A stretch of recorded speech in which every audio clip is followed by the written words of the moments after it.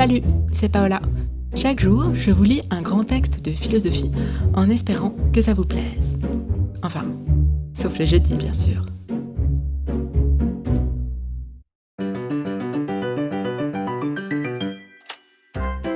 Semaine 1, vive la philosophie. Aujourd'hui, vendredi, la chouette philosophe. Hegel. Principe de la philosophie du droit. 1821.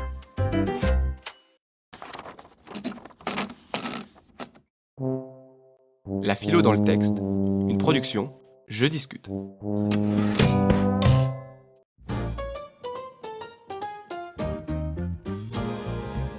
Hegel est un philosophe réputé pour avoir élaboré un système philosophique complexe et ambitieux, cherchant à rendre compte du réel dans sa totalité. Un système plutôt très abstrait et très difficile à comprendre. Hegel s'amusait d'ailleurs à dire « Il n'y en a qu'un qui m'ait compris, et encore, il ne m'a pas compris ». Hegel est né en 1770 à Stuttgart, dans une famille de fonctionnaires aisés du duché de Wurtemberg, un des États indépendants qui composent l'Allemagne de cette époque. Depuis qu'il est tout petit, Hegel s'intéresse à tout, aux sciences comme à la littérature, manifestant une curiosité encyclopédique précoce qui se retrouvera plus tard dans sa volonté d'élaborer un vaste système totalisant du savoir. Il perd sa mère à 13 ans. Après le lycée, Hegel commence des études de théologie au séminaire protestant de Tübingen, pas très loin de Stuttgart. Il y fait la connaissance de Hölderlin et de Schelling. Les trois jeunes gens sont fascinés par la civilisation de la Grèce antique qui leur semble incarner les idéaux de beauté et de liberté qu'ils chérissent tant. Ils sont très critiques à l'égard du christianisme et lui préfèrent le panthéisme. La Révolution française, qui éclate alors, soulève leur enthousiasme. Hegel la décrira plus tard dans ses cours de Berlin comme un formidable lever de soleil. À la fin de ses études au séminaire protestant, ne souhaitant pas devenir pasteur, Hegel se fait embaucher comme précepteur de 3 jeunes enfants dans une famille à Berne, en Suisse. Il y restera de 23 à 27 ans.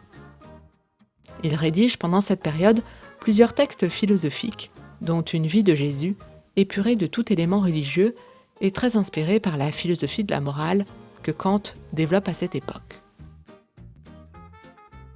Après 3 autres années de préceptorat passées à Francfort, Hegel commence en 1801 une carrière universitaire dans la ville d'Iéna, en Prusse. Il est Privatdozent, c'est-à-dire qu'il donne un enseignement privé que les étudiants rémunèrent eux-mêmes. En 1806, Napoléon entre à Iéna. La Prusse capitule. Loin de condamner ces événements, Hegel admire l'empereur français, en qui il voit le continuateur de la Révolution et l'instaurateur de l'État moderne. C'est à cette époque que Hegel termine son premier grand ouvrage, La phénoménologie de l'esprit. En 1807, Hegel a un enfant illégitime avec sa logeuse. Obligé de quitter Iéna suite à la victoire napoléonienne, il est d'abord invité à diriger un journal à Bamberg, avant de devenir professeur et proviseur du lycée de Nuremberg, en Bavière, à partir de 1808. C'est là-bas, à 41 ans, qu'il se marie avec une jeune femme de 20 ans. Il dira alors « J'ai atteint ainsi mon but terrestre, car, avec une fonction et une femme aimée, on a tout ce qu'il faut en ce monde. » De cette union naîtra d'abord une petite fille, morte en bas âge, puis 2 garçons. Quand Hegel constate la chute de Napoléon, il s'en désole. En 1816, il rejoint l'université de Heidelberg, puis en 1818, celle de Berlin, où il acquiert une grande renommée et occupe l'ancienne chaire du philosophe Fichte, malgré la méfiance des autorités prussiennes qui goûtent peu les sympathies libérales du philosophe. Hegel restera à Berlin jusqu'en 1831, année où il meurt du choléra. 10 ans auparavant, en 1821, Hegel publie les principes de la philosophie du droit. Il s'agit d'une sorte de résumé de cours visant à développer plus longuement l'une des parties de son grand cours intitulé « Encyclopédie des sciences philosophiques », publié en 1817 à Heidelberg. Pour Hegel, le droit désigne au sens large la manière dont la liberté se réalise dans des institutions juridiques, sociales et politiques concrètes qui évoluent à travers l'histoire. Contrairement aux philosophes qui considèrent le droit concret comme une forme imparfaite et dégradée de la moralité, Hegel y voit la marque même du déploiement de l'esprit que la philosophie a pour tâche de dévoiler. Dans la préface des principes de la philosophie du droit, Hegel précise cette tâche spécifique de la philosophie dans le domaine politique. Pour Hegel, la philosophie est une discipline scientifique rigoureuse, qui a pour tâche de rendre compte de manière systématique des réalités morales et politiques en tant que ces dernières sont rationnelles. En effet, les institutions civiles et étatiques, en tant qu'elles portent la marque de l'action, de la volonté et de la réflexivité humaine à travers l'histoire, incarnent de manière concrète les progrès de la raison et de la vérité. Charge à la philosophie de comprendre ces progrès, au sein du chaos et du non-sens apparent des événements. Et ce, grâce à une méthode spéculative, c'est-à-dire à travers un mode de connaissance spécifique. Le philosophe qui s'efforce de penser la politique n'est donc ni un censeur, ni un moraliste, ni un conseiller des princes, encore moins un législateur, un doux rêveur ou un utopiste. Il ne dit pas le bien, le mal, ni ce qui doit être. Il n'a pas de fonction normative. Son rôle est de comprendre, de penser le monde comme il est.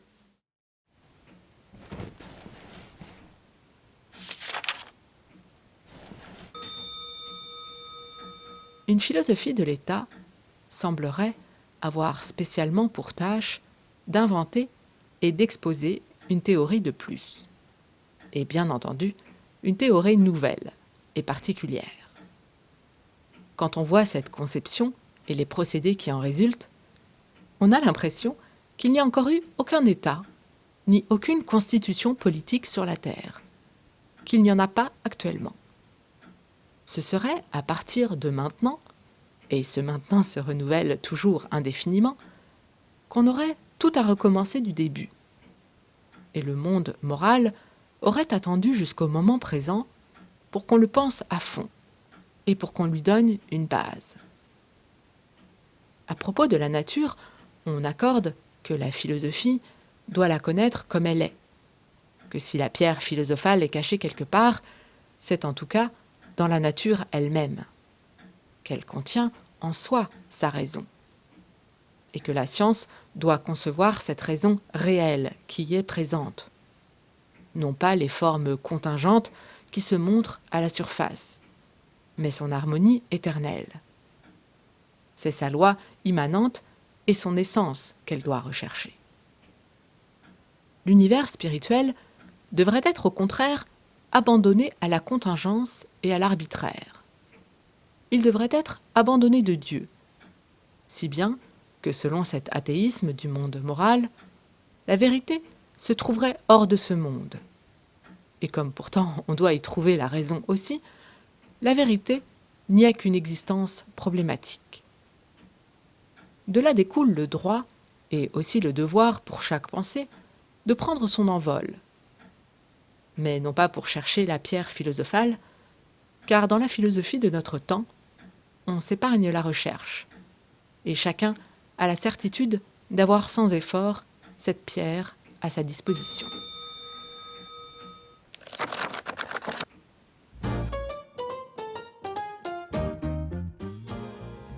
Avant de continuer la lecture, et afin de la faciliter, il est nécessaire de clarifier quelques références que va utiliser Hegel à la fin de sa préface. Hegel va citer l'expression en grec « idou rudos, idou kai topedema », puis sa traduction en latin « hic rodius, hic saltus », que l'on pourrait traduire en français par « voici Rhodes, voici le saut » ou « voici Rhodes, voici le moment de sauter ». Cette citation est tirée d'une fable d'Ésope intitulée « Le vantard ». Dans cette fable, un homme, connu pour ses piètres performances sportives, se vante d'avoir réalisé à Rhodes un saut exceptionnel. Ses interlocuteurs, dubitatifs, l'incitent à réitérer son exploit sur le champ, en lui disant donc Voici Rhodes, voici le moment de sauter. Cette expression, devenue proverbiale, est utilisée pour signifier « prouve-le ». Hegel joue ensuite avec l'étymologie latine des mots Rhodus, rose, et salta, danse, pour proposer une nouvelle traduction de la citation d'Ésope. Hier ist die Rose, hier tanze. Voici la rose, danse donc. Hegel développe ensuite cette métaphore de la rose en présentant le philosophe comme celui qui permet de reconnaître la raison comme la rose dans la croix de la souffrance présente et se réjouir d'elle. Cette métaphore de la rose et de la croix est sans doute une référence à Luther et à sa réforme, dont l'emblème très célèbre représente une croix noire dans un cœur rouge, le tout entouré d'une rose blanche. Voici comment Luther explique le symbole de cet emblème. La première chose est une croix noire, sur un cœur conservant sa couleur naturelle, pour me rappeler que c'est la foi dans le crucifié qui nous sauve. Et même s'il s'agit d'une croix noire, mortifiant la chair et infligeant volontairement une douleur, elle ne change pas la couleur du cœur, ni ne détruit notre nature. Elle ne tue pas, mais préserve la vie, car le juste vivra par la foi. Ce cœur doit être placé au milieu d'une rose blanche, pour montrer que la foi donne la joie, la paix et le réconfort, tels que le monde ne peut les donner. C'est pourquoi la rose est blanche et non rouge, car le blanc est la couleur des esprits et de tous les anges.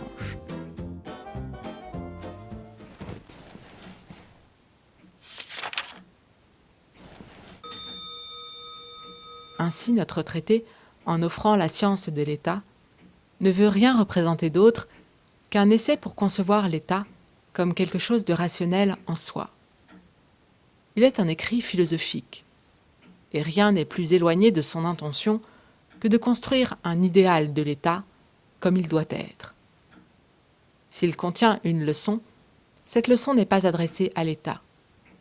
Elle enseigne plutôt comment celui-ci, qui est l'univers moral, doit être connu. Idu rudos, idu caeto pedema, hic rodus, hic saltus. Concevoir ce qui est la tâche de la philosophie, car ce qui est, c'est la raison. En ce qui concerne l'individu, chacun est le fils de son temps. De même aussi la philosophie. Elle résume son temps dans la pensée. Il est aussi fou de s'imaginer qu'une philosophie quelconque dépassera le monde contemporain que de croire qu'un individu sautera au-dessus de son temps et rejoindra Rhodes. Si une théorie, en fait, dépasse ses limites, si elle construit un monde tel qu'il doit être, ce monde existe bien, mais seulement dans son opinion, laquelle est un élément inconsistant qui peut prendre n'importe quelle empreinte. Et la changeant quelque peu, cette formule deviendrait l'expression « Hier ist die Rose, hier tanze ». Ici est la rose, ici il faut danser. Reconnaître la raison comme la rose dans la croix de la souffrance présente et se réjouir d'elle, c'est la vision rationnelle et médiatrice qui réconcilie avec la réalité. La raison ne se contente pas de l'approximation. Elle ne veut pas non plus d'un désespoir froid qui accorde que dans le présent tout va mal ou médiocrement, mais que justement, il ne peut rien se produire de meilleur et qu'il faut maintenant la paix avec la réalité. La vraie connaissance fait naître une paix plus chaleureuse. Pour dire encore un mot sur la prétention d'enseigner comment doit être le monde, nous remarquons qu'en tout cas, la philosophie vient toujours trop tard. En tant que pensée du monde, elle apparaît seulement lorsque la réalité a accompli et terminé son processus de formation. Ce que le concept enseigne, l'histoire le montre avec la même nécessité. C'est dans la maturité des êtres que l'idéal apparaît en face du réel, et après avoir saisi le même monde dans sa substance,